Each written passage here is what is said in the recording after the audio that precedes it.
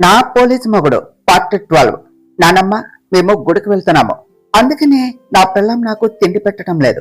కనీసం నువ్వైనా తిని రెస్ట్ తీసుకో, సరేనా అన్నాడు ఆదిత్య. సరేలేరా, నన్ను చూసుకోవటానికి వరాలు ఉన్నది కానీ మీరు అలా సరదాగా వెళ్ళి రండి అన్నారు అన్నపూర్ణ గారు. సరదాగా ఉండటానికి మేము ట్రిప్ కి వెళ్ళటం లేదు నానమ్మ, టెంపుల్ కి వెళ్తున్నాం అని చెప్పాడు ఆదిత్య. అబ్బా, మీరేమిటండి అసలు? అమ్మమ్మ మనతో ఉంటే ఆ సరదానే వేరు. మీకు తెలుసు కదా అమ్మమ్మ, మీరు మాత్రం జాగ్రత్తగా తినేసి రెస్ట్ తీసుకోండి అని వరాలు వైపు చూసి, అక్క నువ్వు అమ్మమ్మ జాగ్రత్త అని చెప్పి ఆదిత్య చెయ్యి పట్టుకుని బయటకు వచ్చింది కీర్తన. చెప్పు, కారులో వెళదామా బైక్ లో వెళదామా అని అడిగాడు ఆదిత్య. బైక్ అని సంతోషంగా చెప్పింది కీర్తన. ఆదిత్య కీర్తన వైపు అలానే చూస్తూ, ఏ తింగరే, ఆ రోజు కారు పంచర్ చేసింది నువ్వే కదా అయితే అన్నాడు. హిహిహి, అవునండి అని చాలా మెల్లగా చెప్పింది కీర్తన. అమ్మాయి గారిది ఏదైనా తప్పు ఉంటే అస్సలు కూత రానే రాదు బయటకు అని అంటూ బైక్ స్టార్ట్ చేశాడు. కీర్తన కూర్చొని ఆదిత్య భుజంపై చెయ్యి వేయగానే ఆదిత్య కొన్ని క్షణాల పాటు ఆ చెయ్యి వైపు చూసి టెంపుల్ కి స్టార్ట్ అయ్యాడు. అంతకుముందు కీర్తన బైక్ ఎక్కినప్పుడు ఆదిత్యను గట్టిగా పట్టుకున్నా కానీ ఏమీ అనిపించలేదు ఆదిత్యకు. కానీ ఇప్పుడు కీర్తన అలా చెయ్యి వేయటం తనకు నచ్చటం మాత్రమే కాకుండా భార్యతో అలా బయటకు బైక్ మీద వెళ్లటం నచ్చింది ఆదిత్యకు. ఆ మూమెంట్ ని ఎంజాయ్ చేసే పనిలో ఉన్నాడు. టెంపుల్లో ఇద్దరూ కలిసి ప్రదక్షిణాలు చేశారు. కీర్తన ముందు వెళ్తూ ఉంటే కీర్తనతో కలిసి నడక, కీర్తన వెనకాల నడుస్తూ ఉన్నాడు ఆదిత్య. తన ముందు నడుస్తూ ఉన్న కీర్తనాన్ని చూస్తూ ఆదిత్య మనసులో, నా పెళ్ళం ముందు నుండే కాదు వెనక నుండి కూడా బాగున్నది. ఇన్ని రోజులు సరిగ్గా గమనించలేదు. వయ్యారంగా ఉండే నడుము, దానికి సమానంగా అటు ఇటు ఊగే వాలుజడ అని అనుకుంటూ గుడి అన్న సంగతి మర్చిపోయి మరి కీర్తనని స్కాన్ చేస్తున్నాడు ఆదిత్య. ప్రదక్షిణాలు చేస్తూ ఉన్న కీర్తన పక్కన ఆదిత్య లేకపోయేసరికి వెనక్కు తిరిగి చూసి, ప్రదక్షిణాలు జంటగా చేయాలి కానీ ఇలా ముందు వెనక కాదండి అని ఆదిత్య చేయి పట్టుకుని ముందుకి లాక్కుంటూ చెప్పింది. నాకు తెలిసే అన్నాడు ఆదిత్య. తెలిసే వెనకాల ఉన్నారా అని అడిగింది కీర్తన. నా పెళ్ళం ముందు ఎలాగో బాగోదు, కనీసం వెనకాలైనా బాగుంటుందా లేదా అని చూస్తున్నా అన్నాడు ఆదిత్య. ఇప్పుడు ఎలా ఉన్నా భరించాలి, ఎందుకంటే ఇక మీ చేతుల్లో ఏమీ లేదు కాబట్టి, పెళ్ళయింది కదా అన్నది కీర్తన. ఇప్పటికీ 2-3 సార్లు అన్నావు నా దగ్గర భరించాలి అని. ఎప్పుడో ఒకప్పుడు ఈ పదానికి రివెంజ్ తీసుకోకపోతే చూడు అన్నాడు ఆదిత్య. ఆల్ ది బెస్ట్, కానీ ఎలాంటి ఆలోచనలు లేకుండా దైవస్మరణం చేస్తూ ప్రదక్షిణలు చేయండి అని చెప్పింది కీర్తన. ఇద్దరు జంటగా ప్రదక్షిణలు చేసి లోనికి వెళ్లారు. పూజారి గారు వచ్చి హారతి ఇచ్చి శీఘ్రమేమో సంతాన ప్రాప్తిరస్తు అని దీవించారు. పూజారి గారు అలా దీవించగానే కీర్తన ముఖంలో చిరునవ్వు, సంతోషంతో తలకుమన్న చిరునవ్వు క్షణకాలంలో మాయం అవటం ఆదిత్య చూపు దాటిపోలేదు. కారణం తనకు తెలుసు కాబట్టి కీర్తనను కదిలించలేదు. అలాగే తాను కూడా ఏమీ మాట్లాడకుండా కామ్గా ఉన్నాడు. దైవ దర్శనం చేసుకుని ఇద్దరు ఒక చోటుకి వచ్చి కూర్చున్నారు. ఆదిత్య కీర్తనను గమనించాడు. కీర్తన మునుపటిలా ఉండటం చూసి ఆదిత్య నార్మల్ అయ్యాడు. కీర్తన, దర్శనం అయినది కదా, ఇప్పుడు ఇంటికైనా వెళ్ళటం అని అడిగాడు ఆదిత్య.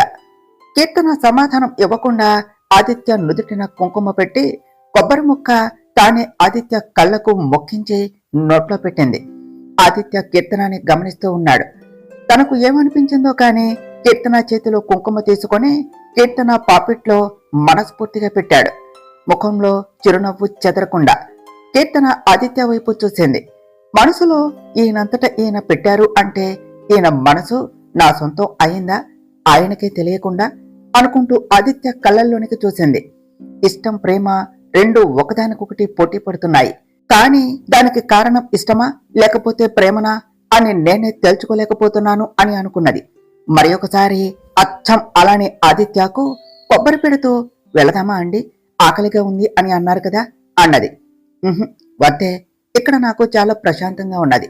ఎన్ని రోజుల తర్వాత ఇంతలా ప్రశాంతంగా ఉన్నాను. అలాగే నా మనసు కూడా చాలా ప్రశాంతంగా ఉన్నది కీర్తన అన్నాడు ఆదిత్య. నిజంగానా అని సంతోషంగా అడిగింది కీర్తన. అవునే, ఎందుకు అలా అడుగుతున్నావు అన్నాడు ఆదిత్య. మీకు అసలు మనసు ప్రశాంతంగా ఉండటం లేకపోతే మనసుకి ప్రశాంతత ఇవ్వటం అనేది తెలియదు కదా.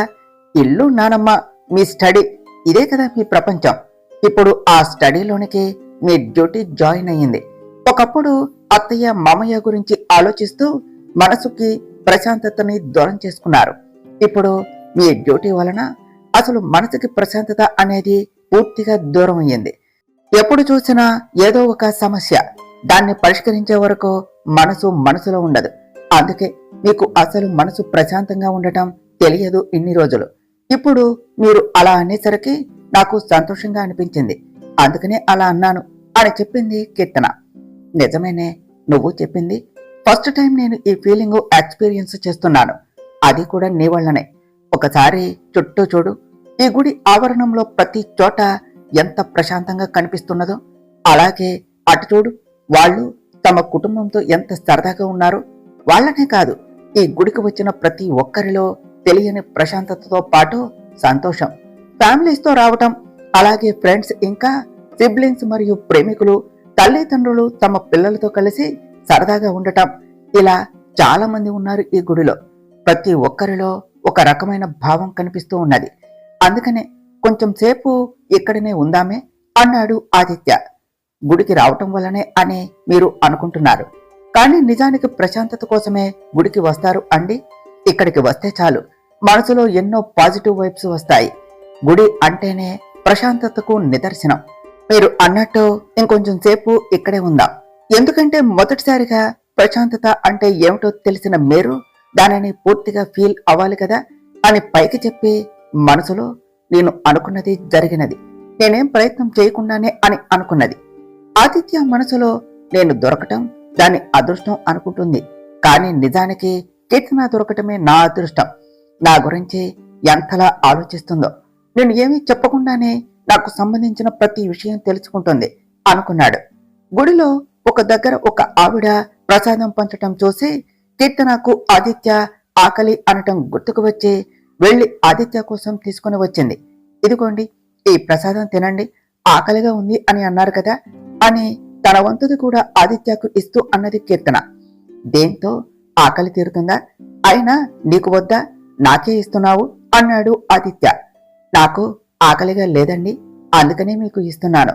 దీనితో ఆకలి తీరదు, కానీ కొంచెం ఆసరాగా ఉంటుంది, అందుకనే తీసుకుని వచ్చాను, తినండి అనగానే ఆదిత్య కీర్తన చేతుల నుండి తీసుకుని ప్రసాదం కాబట్టి తన కళ్లకు అద్దుకుని మరీ తిన్నాడు. అది గమనించిన కీర్తన మనసులో సరదాలకు, సంతోషాలకు, అలాగే కొన్ని సంబంధాలకు దూరంగా ఉన్నా కానీ మన ఆచారాలు, సంప్రదాయాలకు మాత్రం బాగా విలువ ఇస్తారు ఈయన. ఎంతైనా అమ్మమ్మ పెంపకంలో పెరిగారు కదా, అంతలా వాటికి విలువ ఇస్తాడు కాబట్టే మాకు జరిగిన పెళ్లిని గౌరవించి మా మధ్య బంధానికి విలువ ఇచ్చి తనకు ఏమాత్రం ఇష్టం లేని నన్ను ఇంకా తన జీవితంలో ఉంచుకున్నాడు. అలాగే నిజాయితీగా చెప్పాడు తనకు కొంత సమయం కావాలి అని. తన నుండి నన్ను దూరం చేసుకునే ఆలోచన ఏమాత్రం లేదు అని. నిజంగా నా పోలీస్ మొగుడు బంగారం అని అనుకుంటూ ఆదిత్యను ప్రేమగా చూస్తూ ఉన్నది. ఎందుకు అలా దిష్టి పెడుతున్నావే? తింటూ ఉంటే నీకు కూడా కావాలి అంటే ఇస్తాను కదా అని కీర్తన వైపు చూడకుండానే అన్నాడు ఆదిత్య. భర్త ఆకలి భార్య తీరుస్తుంది, కానీ భర్తకి దిష్టి పెట్టదు అని చిరుకోపంగా అన్నది కీర్తన. ఏయ్ తింగరదాన, మంచిగా ఉన్న మూడుని స్పాయిల్ చేయకు. నువ్వు చెప్పినట్టు నైట్ గొడవ పడదాం, సరేనా? దా ఇటు పట్టు, నీకు కూడా తినిపిస్తాను అని కీర్తన నోటి వరకు తన చేతిని తీసుకుని వచ్చాడు. ఆదిత్య అలా అడగగానే వెంటనే నోరు తెరిచింది కీర్తన. ఆదిత్య కీర్తనకు తినిపించాడు. మొదటిసారి ఆదిత్య తనకు అలా తినిపించటం, ఆ క్షణాలని మనసులో పదిలంగా దాచుకున్నది కీర్తన.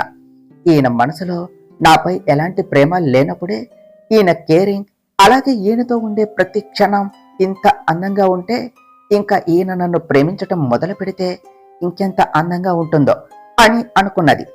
మరీ అలా చూడకే బాబు, తినలేకపోతున్నాను నేను.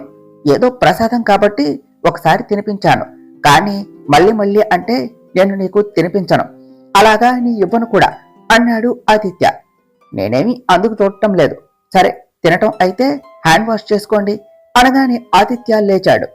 కీర్తన లేవకపోవటం చూసి ఏమిటి నువ్వు రావా అని అడిగాడు. నేనెందుకు, అయినా మీరు ఎక్కడికి వెళ్తున్నారు అని నేను కూడా రావటానికి ఇలా వెళ్ళి అలా వచ్చేస్తారుగా అన్నది కీర్తన. అయినా కూడా నువ్వు రావాలి అంతే. అసలే ఇవాళ నేను మా పెళ్ళం సెలెక్ట్ చేసిన డ్రెస్ వేసుకున్నాను. ఈ డ్రెస్ లో ఎంత హ్యాండ్సమ్ గా ఉన్నానో, మరి ఎవరైనా నన్ను అని ఇంకేదో మాట్లాడబోతూ ఉంటే రావాలి కదా, వస్తాను పదండి, దానికోసం అంతలా జోక్ చేయడం అవసరమా అన్నది. అంటే ఏమిటే, నేను బాగోనా? అయినా పొద్దున్న నువ్వే ఒప్పుకున్నావు కదా ఈ డ్రెస్ లో బాగుంటాను అని. ఇప్పుడు మాత్రం ఈగో అడ్డు వస్తుంది అమ్మగారికి ఒప్పుకోవడానికి. నువ్వు కూడా అమ్మాయి అని నిరూపించుకున్నావే అన్నాడు ఆదిత్య.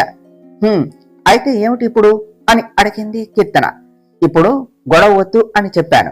అయినా కూడా ఇలానే మాట్లాడితే నువ్వు ఎవరో నేనెవరో, ఇక్కడే ఒక మంచి అమ్మాయిని చూసుకొని సెట్ చేసుకుంటా అని హ్యాండ్ వాష్ చేసుకుంటూ అన్నాడు ఆదిత్య. నమ్మాను కానీ ఇదిగో తుడుచుకోండి అని తన చీర కొంగు ఆదిత్య చేతికి ఇస్తూ అన్నదే కీర్తన. ఏమిటి ఇంత మంచి చీర ఇస్తున్నావు అన్నాడు ఆదిత్య. ఏమీ కాదులే కాని తీసుకోండి అన్నది కీర్తన. ఇదిగో ముందే చెప్తున్నా, నేను వద్దు అన్న నువ్వే ఇస్తున్నావు, మళ్ళీ నాతో గొడవ పడవద్దు నీ చీర విషయంలో అని కీర్తన చీరతో తుడుచుకుంటూ చెప్పాడు ఆదిత్య. అది గమనించి కీర్తన తనలో తానే నవ్వుకున్నది. సరే పద అక్కడ కూర్చుందాం అని ఇటువైపు తిరగగానే ఆదిత్యకు కాల్ రావటంతో నువ్వు వెళ్ళి అక్కడ కూర్చో, నేను కాల్ మాట్లాడి వస్తాను అనగానే కీర్తన ఛా, ప్రశాంతంగా బయటకు వస్తే ఈ కాల్స్ ఒకటి అని ఆదిత్య వైపే తప్పు ఉన్నట్టు ఆదిత్యాన్ని కోపంగా చూసి అక్కడి నుంచి వచ్చేసి ఇంతకు ముందు కూర్చున్న ప్లేస్ లోనే కూర్చున్నది. 5 నిమిషాలు గడిచిన ఆదిత్య ఇంకా రాకపోయేసరికి ఆదిత్య వైపు చూసింది. కాల్లో బిజీగా ఉన్న ఆదిత్య ముందు ఏముంది అని గమనించటం లేదు. 2 అడుగులు వేస్తే కొనేట్లో పడిపోతాడు. అది గమనించిన కీర్తన ఆదిత్య ముందుకు అడుగు వేయబోతూ ఉండగా ఆదిత్య అని గట్టిగా అరిచింది. వెంటనే ఆదిత్య అడుగు వేయటం ఆపి వెనక్కు తిరిగేసరికి కీర్తన టెన్షన్ భయంతో తన వైపు రావటం చూసి మళ్ళీ చేస్తాను అని చెప్పి కాల్ కట్ చేశాడు. కీర్తన ఆదిత్య దగ్గరకు వచ్చి ఏమిటి మీరసలు, కాల్ మాట్లాడితే సరిపోతుందా, వెనక ముందు ఏమున్నదో చూసుకోరా, ఒకవేళ నేను గమనించకపోతే అనే మాట మధ్యలోనే ఆపేసి టెన్షన్ గా ఆదిత్య వైపు చూస్తూ ఉన్నది. ఆమె భయం అర్థమయ్యి ఆదిత్య కీర్తన చేయి పట్టుకుని లాగి తన కౌగిలిలో బంధించి ఏయ్ తింగరి, నాకేమీ కాలేదు, ముందు ఆ టెన్షన్ పట్టడం ఆపి నా వైపు చూడు అని కీర్తన వెన్ను నిమురుతూ చెప్పాడు.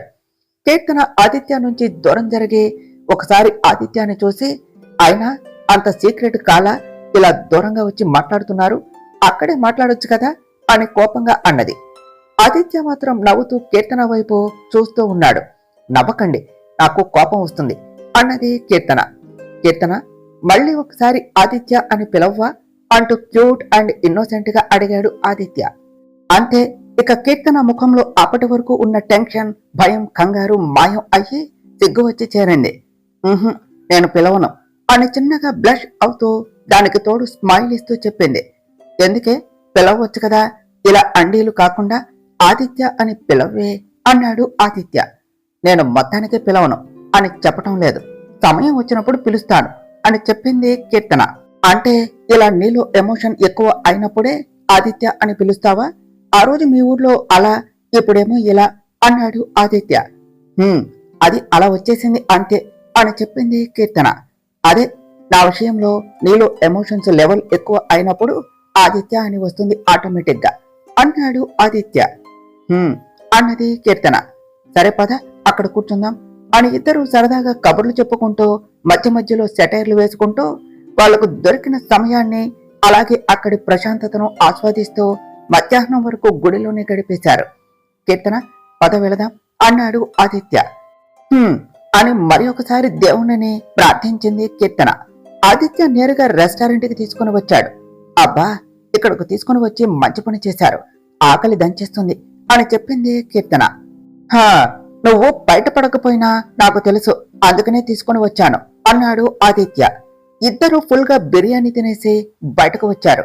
ఏమండి, నేను చెప్పింది మీరు చేస్తారా అని అడిగింది కీర్తన.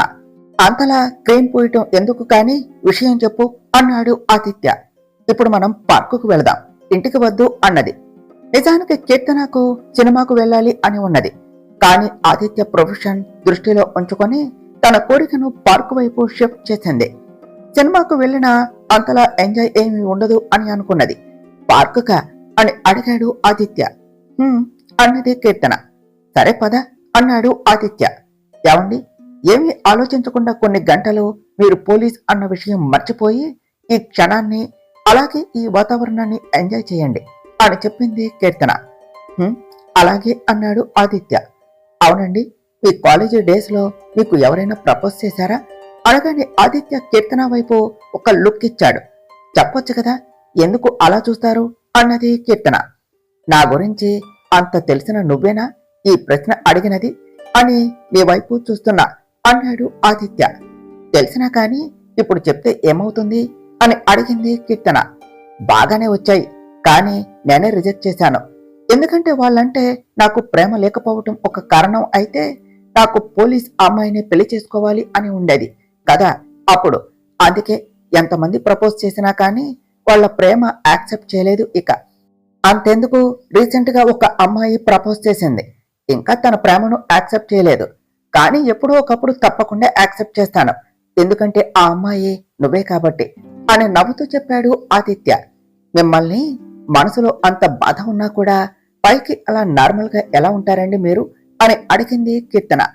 నిజం చెప్పనా కీర్తన, నా పెదవులపై నవ్వు నువ్వు నా జీవితంలోనికి వచ్చాకే వచ్చింది. అప్పటి వరకు ఇంట్రావర్డ్గా చాలా మూడీగా అంటూ మూతి బిగించి ఉండేవాడిని. అవసరం ఉంటే తప్ప ఆ నోరు తెరిచి మాట్లాడేవాడిని కాదు. అలాంటిది నేను ఇప్పుడు నీతో జోక్స్ వేస్తున్నాను, నీకు కోపం తెప్పించేలా మాట్లాడి నీ కోపాన్ని చూసి ఎంజాయ్ చేస్తున్నాను, నీ తింగర వేషాలు చూసి నవ్వుకుంటున్నాను. మనిషికి ఎమోషన్స్ అనేవి చాలా ఇంపార్టెంట్ కీర్తన.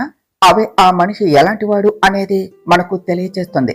నిజంగా నాలో ఇన్ని ఎమోషన్స్ ఉన్నాయి అని తెలియదు నువ్వు నా జీవితంలోనికి రాకముందు వరకు. కానీ ఇప్పుడు నన్ను నేను చూస్తే ఒకప్పుడు ఆదిత్యనేనా నేను అసలు అనిపిస్తూ ఉన్నది. నీ దగ్గర నా అన్ని ఎమోషన్స్ బయటకు వస్తున్నాయి కాబట్టే ఈ ఆదిత్య గురించి అందరికంటే ఎక్కువ, నిజానికి నాకంటే ఎక్కువ నీకే తెలుసు. అలాగే నువ్వే అర్థం చేసుకున్నావు నన్ను పూర్తిగా. అప్పుడప్పుడు నీ మాటల ద్వారా నా గురించి నాకు తెలియని విషయాలు తెలుసుకుంటాను నేను. ఒకప్పుడు అస్సలు నా నోటి నుంచి పోతే రాకపోయేది, ఇప్పుడు మాత్రం నీతో పాటు సమానంగా అరుస్తున్నాను. మనిషి ఎక్స్ప్రెసివ్ అండ్ ఎక్స్ట్రోవర్ట్ గా ఉంటేనే సంతోషంగా ఉంటూ జీవితంలో ప్రతి క్షణాన్ని ఎంజాయ్ చేయగలడు అని అర్థమైంది కీర్తన నాలో వచ్చిన ఈ మార్పు వలన.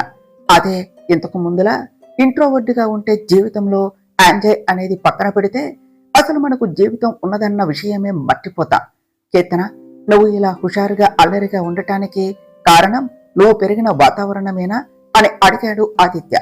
అలా ఎందుకు అనుకుంటారండి, అది నా వ్యక్తిత్వం అనుకోవచ్చు కదా అని చెప్పింది కీర్తన. అవును, నాకు ఫుల్ ఆపోజిట్ నువ్వు, కానీ ఇప్పుడు నన్ను నీలా మార్చేశావు, నీకే తెలియకుండా అని చెప్పాడు ఆదిత్య. నిజంగానా అన్నదే కీర్తన. నువ్వు నన్ను చిన్నప్పటి నుంచి చూసి ఉంటే నువ్వు నమ్మేదానివి, కానీ ఈ మధ్యలోనే వచ్చావు కాబట్టి నీకు ఇంకా నమ్మకం కలగటం లేదు. కానీ నాకు తెలుసు కదా ఒకప్పుడు నేను ఎలా ఉన్నానో ఇప్పుడు ఎలా ఉన్నాను అనేది అన్నాడు ఆదిత్య. ఏవండి, నాకు ఐస్ క్రీం కావాలి అని పక్కన ఐస్ క్రీం చూసి చిన్నపిల్లలా అడిగింది కీర్తన. అప్పుడే బిర్యానీ డైజెస్ట్ అయిందా అన్నాడు ఆదిత్య. ఇలా బయటకు వచ్చినప్పుడు ఏదో ఒకటి తినాలి అని అనిపిస్తుంది, అలాగే ఎంత తిన్నా కూడా తినాలి అని అనిపిస్తుంది. ఎందుకంటే ఇంట్లో కంటే బయట ఇలా తిన్నప్పుడు వచ్చే సంతోషం అలాగే అనుభూతి వేరు. అలా అని ఇంట్లో సంతోషం ఉండదు అని కాదు, కుటుంబం అందరితో కలిసి తింటే మనసు ఎంత సంతోషంగా ఉంటుందో ఆ సంతోషం మళ్ళీ ఎక్కడా దొరకదు అని చెప్పింది కీర్తన. సరే, ఇక్కడే ఉండి తీసుకుని వస్తాను అన్నాడు ఆదిత్య. మీరు కూడా తెచ్చుకోండి, అలా అయితేనే నాకు కావాలి, లేకపోతే వద్దు అని చెప్పింది కీర్తన. తెచ్చుకుంటాను అయితే అన్నాడు ఆదిత్య. అయితే 3 తీసుకుని రండి అని చెప్పింది కీర్తన. ఏమిటే, అంతలా ఆకలి వేస్తుందా అని అడిగాడు ఆదిత్య. అవునండి అని బొంగమూతి పెడుతూ చెప్పింది కీర్తన. ఆదిత్య అది చూసి నవ్వుకుంటూ వెళ్ళాడు ఐస్ క్రీం తీసుకుని రావటం కోసం. ఇదిగో తీసుకో అని కీర్తనకు ఇస్తూ అన్నాడు ఆదిత్య. మరి మీరు తినరా అని అడిగినది కీర్తన. ఎందుకు తినను, తప్పకుండా తింటాను, ఎందుకంటే నేను తింటేనే నువ్వు తింటాను అన్నావు కదా అన్నాడు ఆదిత్య. ఇద్దరూ కలిసి కబుర్లు చెప్పుకుంటూ తింటూ ఉండగా వాళ్ళ ఇద్దరికి ఒక పాప వచ్చి ఆదిత్య వెనకాల దాక్కుని, అంకుల్ ప్లీజ్ ఇలానే కూర్చోండి, నేను మా ఫ్రెండ్స్ కలిసి ఆడుకుంటున్నా, ఇప్పుడు నేను వాళ్లకు కనిపిస్తే వాళ్ళు గెలుస్తారు, నేను ఓడిపోతాను అని ముద్దుగా మాట్లాడుతూ ఉన్నది. ఆదిత్య ఆ పాప మాటలకి నవ్వుతూ ఆ పాప చెప్పినట్టే కూర్చున్నాడు. కొన్ని నిమిషముల తర్వాత ఆ పాప వాళ్ళ ఫ్రెండ్స్, స్వీటీ నువ్వే గెలిచావు, మేము ఓడిపోయాము, సరేనా, ఎప్పటికైనా కనిపించు అనగానే ఆదిత్య వెనకాల ఉన్న స్వీటీ హేయ్ నేను గెలిచాను అని సంతోషంతో గెంతుతో వాళ్ళ ఫ్రెండ్స్ దగ్గరకు వెళ్ళింది. మళ్ళీ వెనక్కు వచ్చి అంకుల్ మీ వల్లనే నేను గెలిచాను, థ్యాంక్స్ అని చెప్పింది. నాదేమీ లేదు స్వీటీ, గెలవటానికి నువ్వు కష్టపడ్డావు, గెలిచావు అని ఆ పాపను దగ్గరకు తీసుకుని కిస్ చేస్తూ చెప్పాడు ఆదిత్య. కీర్తన వాళ్ళ ఇద్దరిని అలానే చూస్తూ ఉన్నది. నువ్వు గెలిచినందుకు నా తరపున చిన్న గిఫ్ట్ అని ఐస్ క్రీమ్ ఇచ్చాడు ఆదిత్య. థ్యాంక్స్ అంకుల్, ఇది నేను మా ఫ్రెండ్స్ అందరితో కలిసి షేర్ చేసుకుంటాను అని అక్కడి నుంచి వాళ్ళ ఫ్రెండ్స్ దగ్గరకు వెళ్ళింది స్వీటీ. ఏమిటి అలా చూస్తున్నావు, నీ ఐస్ క్రీమ్ ఆ పాపకు ఇచ్చినందుకు కోపం వచ్చిందా అన్నాడు ఆదిత్య. నీకు పిల్లలు అంటే ఇష్టమా అని అడిగింది కీర్తన. ఆడపిల్లలు అంటే చాలా ఇష్టం, మనకైతే ఫస్ట్ ఆడపిల్లలే పుట్టాలి, తర్వాత అబ్బాయి పుట్టినా ఏమీ కాదు, తనలో మా అమ్మను చూసుకుంటాను అని చెప్పాడు ఆదిత్య. పాప భలే క్యూట్ గా ఉన్నది కదండి అని వీళ్లకు దూరంగా వాళ్ళ ఫ్రెండ్స్ తో కలిసి ఐస్ క్రీమ్ షేర్ చేసుకుంటూ ఉన్న స్వీటీని చూస్తూ అన్నది కీర్తన. అవును, నువ్వు ఎక్స్ట్రా తెమ్మని చెప్పటం మంచిదైంది, స్వీటీని చూడు ఎంత సంతోషంగా తింటుందో అనగానే కీర్తన స్వీటీ వైపు చూసి మళ్ళీ ఆదిత్య వైపు చూసింది. ఆదిత్య ముఖంలో సంతోషం ఇట్టే కనిపిస్తున్నది. స్వీటీని చూస్తూ మురిసిపోతూ ఉన్నాడు. స్వీటీ ఆదిత్య దగ్గరకు వచ్చి అంకుల్ ఆడుకుందామా, మా ఫ్రెండ్స్ కు అలాగే నాకు ఆడుకోవాలి అని ఉన్నది అని చెప్పింది. నాకు కూడా మీతో కలిసి ఆడుకోవాలి అని ఉన్నది, ఆడుకుందాం అయితే, అలాగే ఈ ఆంటీ కూడా మనతో ఆడుతుంది అని చెప్పాడు ఆదిత్య. అమ్మో చీరలో నా వల్ల కాదండి, నేను ఆడను, మీరు వెళ్ళండి, నేను మీరు ఆడే ఆటకి ప్రేక్షక పాత్ర వహిస్తాను అని నవ్వుతూ చెప్పింది కీర్తన. మీ ఆంటీ రాదట, స్వీటీ మనం వెళదాం పదా అని స్వీటీని ఎత్తుకుని వెళ్ళాడు ఆదిత్య. స్వీటీ వాళ్ళ ఫ్రెండ్స్ మొత్తం 8 మంది ఉన్నారు. వాళ్ళతో కలిసి ఆదిత్య సంతోషంగా ఆడుతున్నాడు. దూరం నుంచి ఆదిత్యను గమనిస్తూ ఆదిత్య సంతోషం చూసి తాను ఎంజాయ్ చేస్తూ ఉన్నది. ఎంత సంతోషంగా ఉన్నారో ఈయన, పిల్లలతో కలిసి తాను కూడా పసిపిల్లవాడు అయ్యాడు. ఈయనలో నిజమైన ఈ సంతోషాన్ని చూడాలి అనే కదా ఇలా ఆయనతో బయటకు వచ్చినది, సెలవు పెట్టమని చెప్పినది.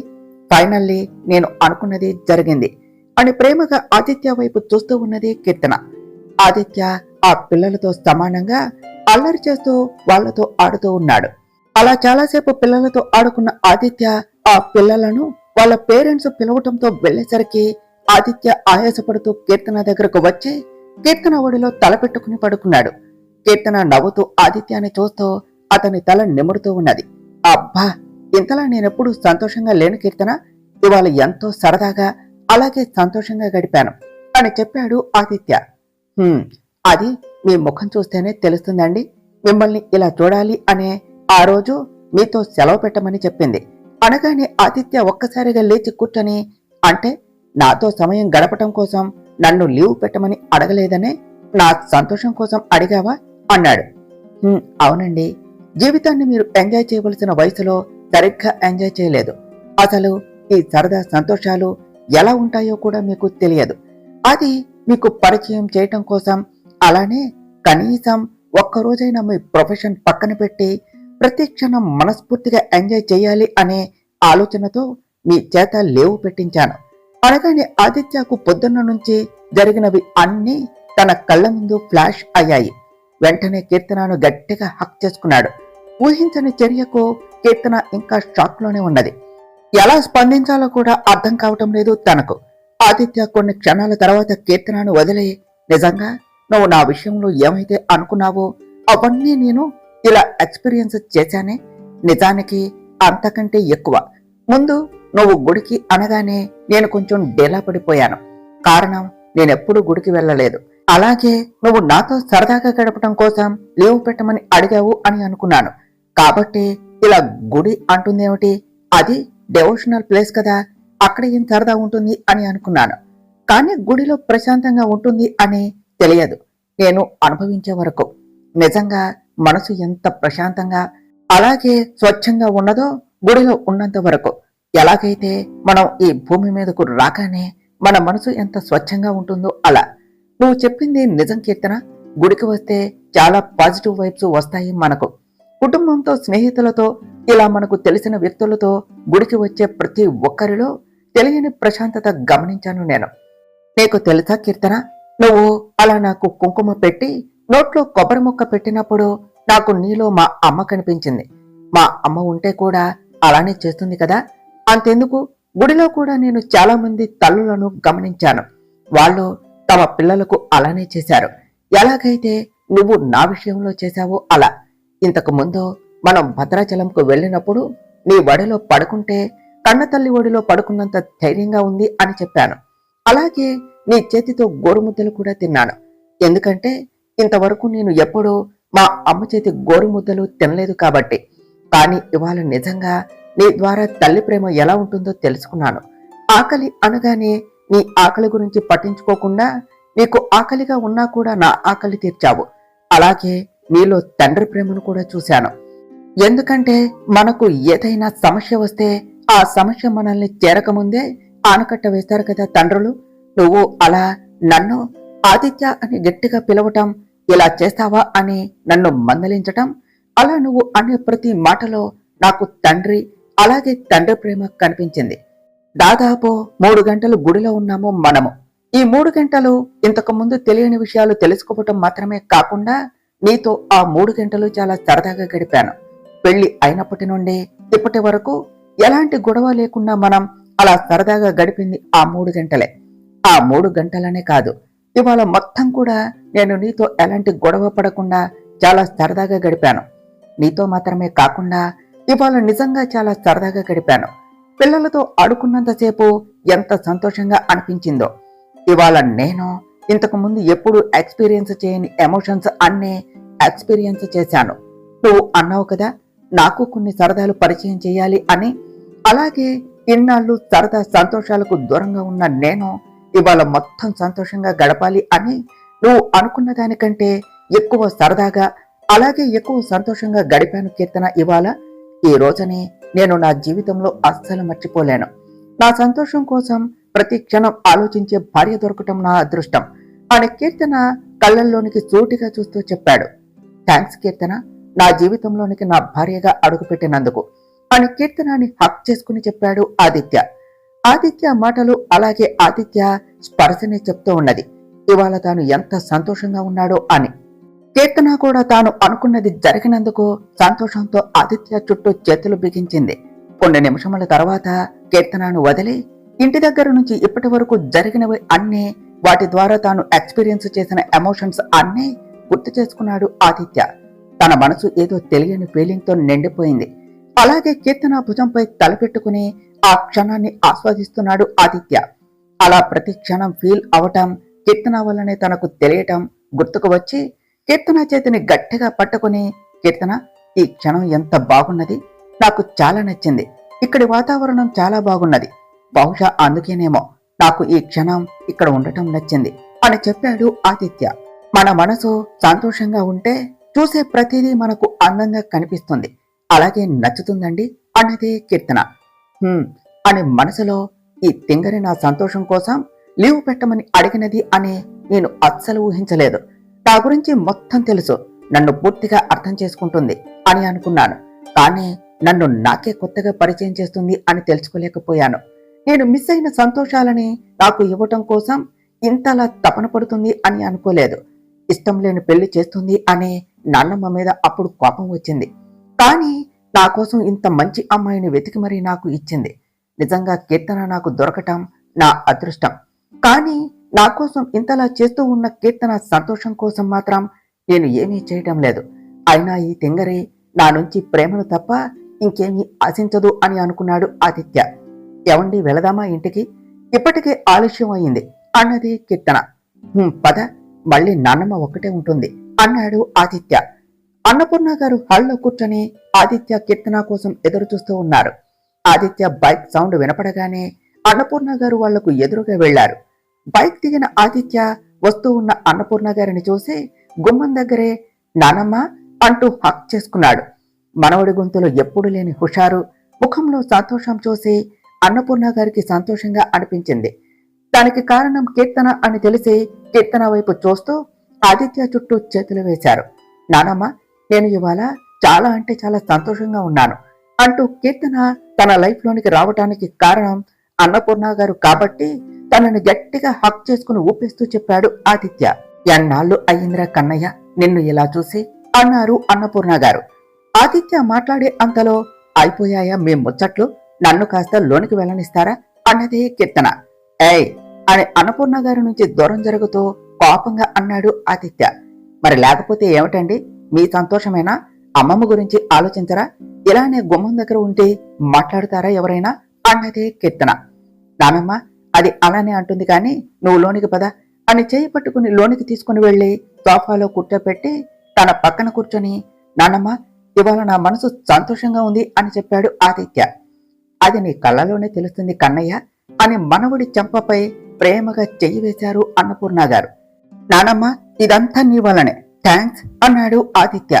నాదేముందిరా, అదంతా దానివల్లనే అని కీర్తన వైపు చూస్తూ చెప్పారు. ఇంతకీ ఇద్దరు ఏమైనా తిన్నారా లేదా? ఉదయం ఎప్పుడో వెళ్ళి ఇప్పుడు వచ్చారు, వెళ్ళి ఫ్రెష్ అవ్వండి అని ఇంకేదో మాట్లాడుతూ ఉండగా, నానమ్మ మేము తిన్నాము రెస్టారెంట్లో, ఇంతకీ నువ్వు తిన్నావా లేదా అని అడిగాడు ఆదిత్య. తిన్నాన్రా అని చెప్పారు అన్నపూర్ణ గారు. మా కోసం ఆలోచించి నువ్వు ఏమాత్రం తిన్నావో నాకు తెలుసు కానీ అని కీర్తన వైపు తిరిగి, కీర్తన ఏవైనా స్నాక్స్ ప్రిపేర్ చేయి, అలాగే ఓ మంచి కాఫీ కూడా, ఇంతలో నేను ఫ్రెష్ అయి వస్తాను అని రూమ్ లోనికి వెళ్ళాడు ఆదిత్య. కీర్తన కిచెన్ లోనికి వెళ్లి ఆదిత్య చెప్పిన పని చేస్తూ ఉన్నది. కొన్ని నిమిషముల తర్వాత అన్నపూర్ణ గారు కిచెన్ లోనికి వెళ్లారు. మీరు ఎందుకు వచ్చారు అమ్మమ్మ ఇక్కడికి అని అడిగింది కీర్తన. అన్నపూర్ణ గారు ఏమీ మాట్లాడకుండా కీర్తనను దగ్గరకు తీసుకొని నుదుటిపై కిస్ చేసి, ఇంకెలా నా సంతోషాన్ని చెప్పాలో అర్థం అవటం లేదే, వాడి ముఖం చూశావా ఎంత ప్రశాంతంగా ఉన్నదో, అలాగే వాడి కళ్ళల్లో ఇప్పుడు నిజమైన సంతోషం చూశాను, అదంతా నీ వల్లనే అని నాకు తెలుసు అన్నారు. అమ్మమ్మ, మీరు మరి నన్ను ఎత్తేయకండి, ఆయన మిస్ అయిన సంతోషాలని ఆయనకు పరిచయం చేశాను అంతే అన్నది కీర్తన. నీకు అంతే అనే అంత సింపుల్ గా అనిపిస్తుంది, కానీ నాకు తెలుసు అది ఎంత పెద్ద విషయం అని అన్నారు అన్నపూర్ణ గారు. సరేలే అమ్మమ్మ, ఏమైతేనేం నేను ఏదైతే ఆయన విషయంలో చూడాలి అనుకున్నానో అది చూశాను. ఆయన మీరు ఇప్పుడు సంతోషంగా ఉన్నారు, మీ సంతోషం చూసి నేను కూడా సంతోషంగా ఉన్నాను అని చెప్పింది కీర్తన. భర్త సంతోషంలోనే నీ సంతోషం వెతుకుంటున్నావు కదనే అని కీర్తన వైపు అభిమానంగా చూస్తూ అన్నారు అన్నపూర్ణ గారు. మరి అంతే కదా అమ్మమ్మ, ఆ విషయం నాకంటే మీకే బాగా తెలుసు. సరే అమ్మమ్మ, మీరు వెళ్ళి కూర్చోండి, మళ్ళీ ఆయన చూశారు అంటే ఇంకా ఏమీ లేదు, ఇక అసలే నిన్నటి నుంచి ఏం గొడవ పడలేదు మేము, దొరికిందే అవకాశం అని రెచ్చిపోతారు అనగానే అన్నపూర్ణ గారు నవ్వి అక్కడి నుంచి వచ్చి సోఫాలో కూర్చొని, నేను నిన్ను చూడగానే అనుకున్నాను నా మనవడిని నువ్వు తప్పకుండా మార్చగలవు అని, అలాగే వాడిని సంతోషంగా చూసుకోగలవు అని, నా నమ్మకం నిజము అని రుజువు చేశావు నువ్వు అని మనసులో అనుకున్నారు. కీర్తన అయ్యిందా అంటూ వచ్చాడు ఆదిత్య ఫ్రెష్ అయ్యి. అయిందండి, మీరు తినండి, నేను ఫ్రెష్ అయి వస్తాను అని అక్కడికి వస్తూ అన్నది కీర్తన. సరే తొందరగా వెళ్ళి ఫ్రెష్ అయ్యిరా, అందరం కలిసే తిందాం అన్నాడు ఆదిత్య. అది కాదండి అని మాట్లాడబోతూ ఉండగా, కీర్తన నేను చెప్పింది చెయ్యి, ఇంకేమీ మాట్లాడుకు వెళ్ళు అని ఆదిత్య అనగానే కీర్తన అన్నపూర్ణ గారి వైపు చూసి రూమ్ లోనికి వెళ్ళింది. ఫ్రెష్ అయి కిందకు వచ్చిన కీర్తనకు సరదాగా వాళ్ళ నాన్నమ్మతో కబుర్లు చెప్తూ ఉన్న ఆదిత్య కనిపించాడు. వాళ్ళని అలా చూసి ఒక చిన్న నవ్వు నవ్వి వాళ్ళ దగ్గరకు వచ్చింది. ముగ్గురు కలిసి సరదాగా సమయం గడిపారు. ఆదిత్య తనకు దొరికిన సమయంలో అన్నపూర్ణ గారితో గడిపాడు. చాలా కాలం తర్వాత మనవడు అలా కబుర్లు చెప్తూ సరదాగా ఉండేసరికి అన్నపూర్ణ గారికి ఆనందంగా అనిపించింది. రోజులు వేగంగా గడిచాయి. ఒకరోజు ఉదయం, ఏమిటి అలానే కూర్చున్నావు, మొగుడికి సహాయం చేసేది ఏమైనా ఉన్నదా అని లగేజ్ ప్యాక్ చేసుకుంటూ అన్నాడు ఆదిత్య. మిమ్మల్ని చూడకుండా ఉండాలి అంటే చాలా కష్టం, అది కూడా 10 రోజుల వరకు, అందుకనే మిమ్మల్ని ఇప్పుడు తనివి తీరా చూసుకోవాలి కదా అని సోఫాలో కూర్చొని ఆదిత్యకు సైట్ కొడుతూ చెప్పింది కీర్తన. తరువాత ఏమి జరిగిందో నెక్స్ట్ పార్ట్లో తెలుసుకుందాం ఫ్రెండ్స్. డియర్ ఫ్రెండ్స్, మీకు గనుక ఈ కథ నచ్చినట్లయితే మీ అభిప్రాయాలను కామెంట్ల రూపంలో తెలియచేయండి. ఈ వీడియోను లైక్ చేయండి, షేర్ చేయండి, మా ఛానల్ను సబ్స్క్రైబ్ చేసుకోండి ఫ్రెండ్స్. Thank you.